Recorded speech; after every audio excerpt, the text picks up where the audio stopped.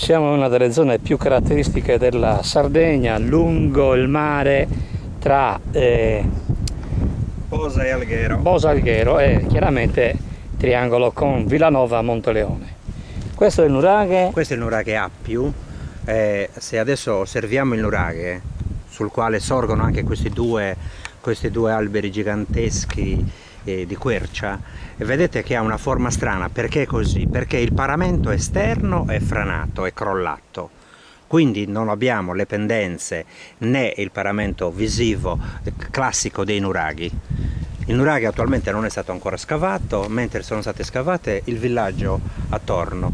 Qui c'è un primo complesso di capanne quasi quadrangolari e numerate ancora fino a 6-7 ambienti. Più in là vedremo un altro gruppo di capanne.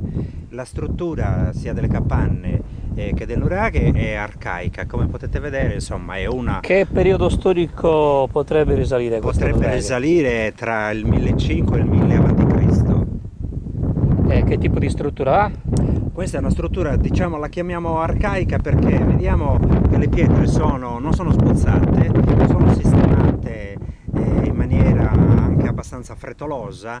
Vedete che i riempimenti... E quante torri contiene questo nuraghe? In questo momento noi non vediamo le torri, in questo momento da qua vediamo soltanto questa vasca lacustre che abbiamo, non lacustre ma vabbè,